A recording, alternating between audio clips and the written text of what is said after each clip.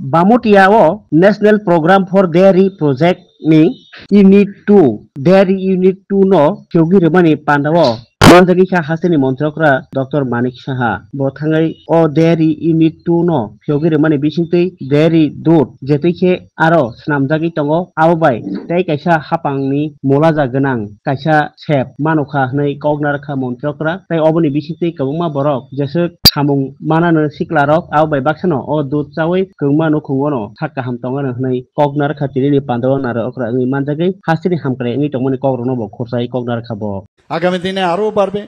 এবং আমরা আগামী দিনে মাননীয় প্রধানমন্ত্রীজি বলছেন এক একজনকে আমাদের মহিলাদের পাইলট উনি বানাতে চাইছেন সেই ব্যবস্থা আমরা চিন্তা ভাবনা করছি আপনারা সবাই জানেন এবং তাতে করে কৃষি ক্ষেত্রও বাড়বে আমাদের কৃষি ক্ষেত্রে উন্নতি হবে শুধু তাই নয় আমরা এর জন্য ওনাদেরকে প্রায় 746 কোটি টাকা আমরা ফান্ড ওনাদের দিয়েছি যেটা 2017-18 অর্থবর্ষে আমাদের কমিউনিস্ট যে তখন ওনাদের রেজিমের সময় মাত্র 32 কোটি 67 লক্ষ টাকা দেওয়া হয়েছিল আর আমরা যখন এলাম সেখানে 714 কোটি টাকার উপর আমরা দিয়েছি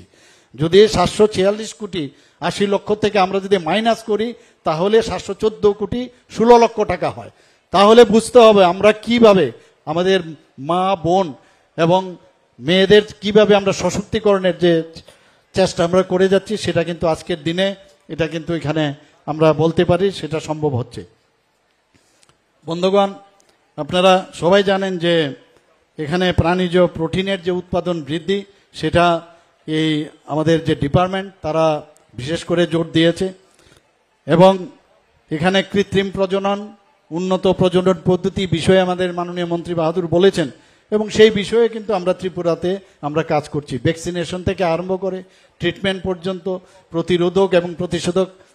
ভেটেরিনারি ডিপার্টমেন্টের মাধ্যমে সেটা আমরা করছি মহিলাদের যাতে সক্রিয় অংশগ্রহণ করা যায় তার জন্য একটা আদর্শ জীবিকা হিসাবে যাতে পরিগণিত হয় সেই ব্যবস্থা আমরা করছি আমরা যারা প্রাণী সম্পদ ভিত্তিক খাতে স্বয়ংসম্পূর্ণতা অর্জনের জন্য আমরা যেসব কাজ আমরা মুখ্যমন্ত্রী উন্নত গোধন প্রকল্প আমরা শুরু করেছি এখানে আর্টিফিশিয়াল ইনসেমিনেশনের কথা বলা হয়েছে আইভিএফ এর কথাও বলা হয়েছে যদিও এটা একটু